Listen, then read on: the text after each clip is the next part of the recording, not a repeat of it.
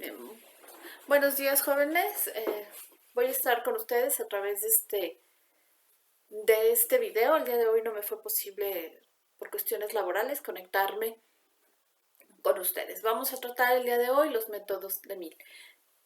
El método de Mill o los métodos de Mill es una técnica que nos va a permitir realizar un análisis somero de casos en concreto para encontrar elementos generales que nos permitan establecer un conocimiento general y que se pueda usar en distintos casos concretos. El primero de los métodos es el de concordancia, que consiste en precisar cuál es la causa que antecede a un hecho y se repite en varios hechos o casos a estudio. Es decir, que nos indica que cuando en una serie de hechos, casos o fenómenos que se estudian, siempre que se presenta un efecto X, porque se encontró un antecedente X. Y nosotros aquí vamos a utilizar las preguntas ¿cuál y cuándo? Resulta que siempre que va Maite a la casa de su abuelita, desaparecen las galletas de chocolate que hornea. Cuando va Patty a la casa de su abuelita, desaparecen siempre las galletas de chocolate que su abuelita hornea. Cuando va Juan y Van a la casa de su abuelita, siempre desaparecen las galletas de chocolate. Cuando va Felipe a la casa de su abuelita, siempre desaparecen las galletas de chocolate que hornea.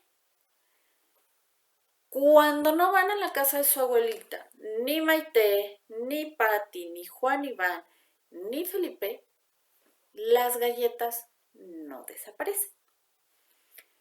¿Cuál es el factor que nosotros tenemos aquí que hace que las galletas desaparezcan?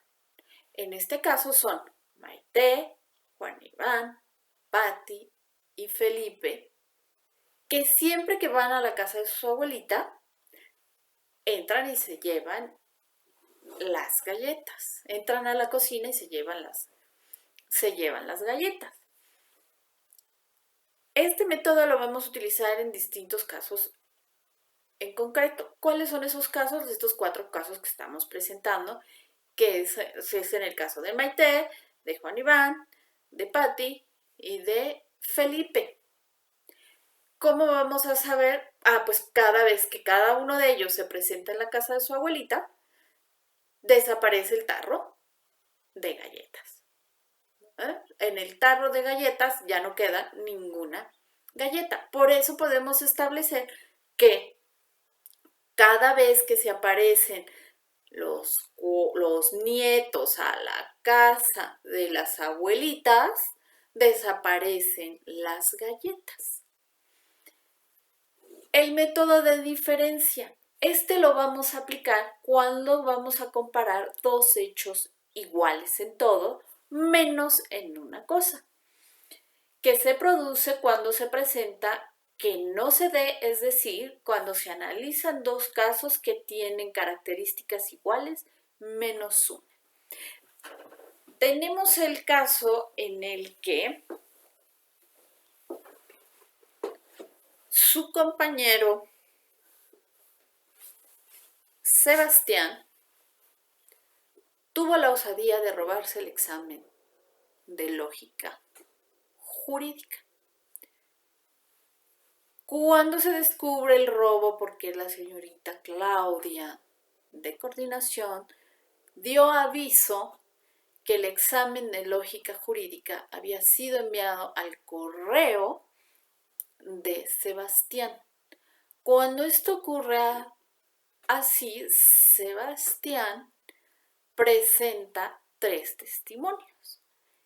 Le pide a Patty, a Juan Iván y a Manuel que declaren que lo vieron en la cancha de fútbol. Como en cierto momento los 3 lo observaron. y que fue precisamente a la hora en que la señorita Claudia dice que Sebastián se presentó a su lugar de trabajo a solicitarle el uso de la computadora porque ya no traía datos. Señala a la señorita Claudia que ella cerró todos los documentos que ella tenía en ese momento utilizándolos y solo dejó abierta el internet para todos. Y que cuando nuevamente volvió a utilizarla, se percató que abrieron su correo y que del correo que recibió de la maestra de lógica jurídica, este fue reenviado al correo de Sebastián. Sebastián declara que eso no es cierto porque él estaba en la cancha. Sus compañeros a los que le solicitó que declararan en su favor, Pati les dice, sí, yo vi a Sebastián en la cancha a esa hora. Iba vestido con un pants color negro. Manuel les dice, sí, es que yo sí lo vi a esa hora y él iba vestido con un short rojo y una sudadera azul. Maite les dice, sí, yo lo vi en la cancha. Iba vestido de unos jeans y una sudadera con un logotipo de su equipo Pumas aquí en el pecho. ¿Qué hacemos con el método de diferencia? Analizamos los tres testimonios. ¿Cuál es el punto en el que cada uno de ellos es distinto? El punto es cuando los testigos declaran cómo iba vestido. ¿Qué quiere decir? Si cada uno lo vio con distinta ropa, puede ser que lo hayan visto en la cancha de fútbol a distinta hora, simple y sencillamente por el tipo de vestimenta. El método de conjunto. Este método lo vamos a aplicar a través del método de concordancia y de diferencia. Aquí nosotros lo vamos a aplicar para a los asesinos seriales, porque vamos a establecer qué factor aparece en todas y cada uno de los asesinatos. Por ejemplo, en los feminicidios. Hay feminicidios que ya tienen la huella del asesino serial, es decir, su modus operandi, el tipo de mujeres que elige, dónde las recoge, cómo las mata y dónde las va a tirar, porque ya ni siquiera las entierran, las tiran. Y vamos a utilizar el método de diferencia para aplicarlo a aquellos testigos que señalen que vieron la desaparición de las señoritas. Porque muchas veces los testigos nos dicen, bueno, es que venía vestido de azul, es que venía en un carro gris, venía en un carro rojo, el carro era una camioneta, la camioneta era verde, otros dicen, no, es que es un taxi, otros más dicen, no, no es que no era un taxi, era un Uber, otros testigos nos dicen es que iba caminando y se la llevó, iban jaloneándose. Todo esto nos va a servir para determinar la existencia de un asesino serial. El método de variación concomitante es el método que consiste en la relación que tienen dos o más fenómenos entre sí, por el cual un fenómeno varía siempre que el otro lo hace. a semejanza de los vasos comunicantes. ¿Qué quiere decir que los vasos comunicantes? Es que se relacionan entre sí, por lo que al establecer una relación entre ambos se puede predecir la variación del otro con exactitud. Este método lo utilizamos para detectar si un testigo está preparado o no. ¿Qué quiere decir un testigo preparado? Cuando un abogado lo prepara para decir una coartada falsa. Cuando decimos una coartada falsa, nos ubicamos o ubicamos a la persona a la que queremos ayudar fuera del contexto del lugar de los hechos. Cuando esto ocurre y no lo hacemos de manera adecuada, es decir, que sea este testimonio, estos testimonios contestes, es decir, que sean todos iguales y que nos permita establecer que efectivamente el probable responsable se encuentra en otro sitio y no en donde les están diciendo que se había encontrado, es decir, en el lugar de los hechos. Nosotros vamos a establecer el método, vamos a aplicar el método de variación concomitante a estos testimonios que nos permitan establecer esos factores, esos fenómenos. Si uno hace variación, el otro también. Si un testigo está señalando que lo vio en determinado lugar, retomamos el caso de Sebastián y el robo del examen.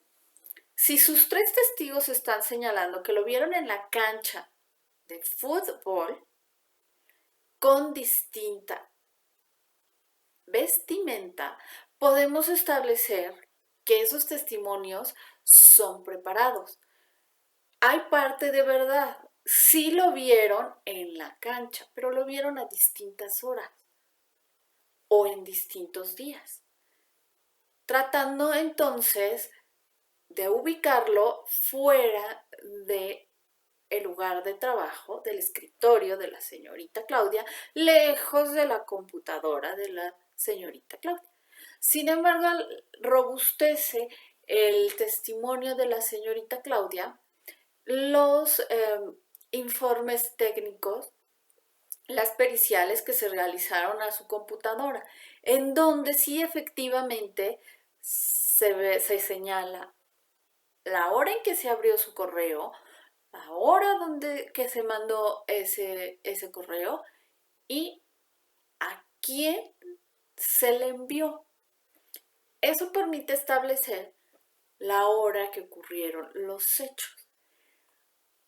También en el lugar de trabajo de la señorita Claudia se encontraban varios maestros, 3 maestros. Los 3 señalan que vieron a Sebastián utilizar la computadora de la señorita Claudia porque Sebastián le dijo que ya no traía datos y necesitaba enviar un correo de manera urgente. Estos testimonios son contestes porque están señalando lo mismo que dice la señorita Claudia. Me dijo que necesitaba utilizar mi computadora porque ya no traía datos y necesitaba enviar un correo de manera urgente. Esos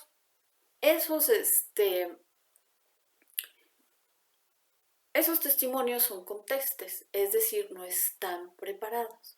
Los que están preparados son los testimonios que está presentando Sebastián para su defensa, porque lo ubican en la cancha con distinta ropa. Y Sebastián ese día iba vestido con un jeans color azul, una playera azul con el logotipo institucional y su chamarra institucional. Con esto advertimos que los testimonios de sus testigos están preparados. El método de residuos. Este método consiste en no resolver el problema, pero sí acotarlo, es decir, acortarlo. Es decir, que se van a eliminar todos aquellos razonamientos anteriores a causas de los hechos, como la posibilidad de que sea la causa generadora de ellos. Este método lo utiliza el juez para fijar la litis, es decir, para aclarar qué tema vamos a demostrar. ¿Qué es lo que vamos a demostrar? La presencia de Sebastián en el lugar de los hechos. Es lo único que vamos a presentarle al juez. En este caso, el juez es la maestra María Elena. Este juez lo que va a hacer es quitar todas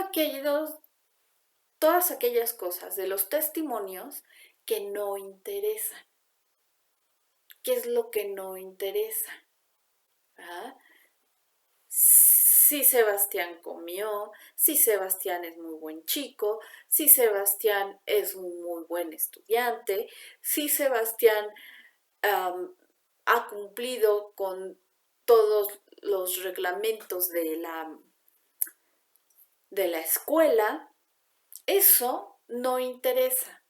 Lo que nos interesa es ubicarlo en el lugar de los hechos.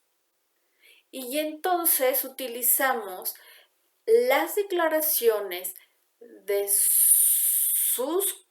los 4 maestros, la declaración de la señorita Claudia, el dictamen de la computadora y además de todos estos elementos de prueba que ubican a Sebastián en el lugar de los hechos, es decir, el lugar de la señorita Claudia, su celular, en donde vamos a verificar si efectivamente le llegó a Sebastián un correo reenviado del correo de la maestra de lógica con el examen de lógica jurídica. Esto es lo que va a hacer el juez. Ahora bien, nuestra actividad asincrónica que se encuentra ya en la plataforma, ¿qué van a hacer ustedes? Van a aplicar los métodos de Mil. El único que no van a aplicar es el de residuos, porque ese está reservado para el juez. Ustedes van a utilizar el método de concordancia para establecer, dentro del caso que se está presentando, que es el del Joker, cuál es el antecedente de ese hecho y el consecuente. Es decir, cada vez que se presenta el Joker en determinado lugar, ocurre algo. El método de diferencia. Si la coartada que tiene él, ya sea propia o dada por testigos, lo ubican lejos del lugar de los hechos que se le imputan. Vamos a aplicar el método del conjunto, es decir, el método de concordancia y de diferencia, para establecer si efectivamente se trata de un asesino serial. De variación concomitante.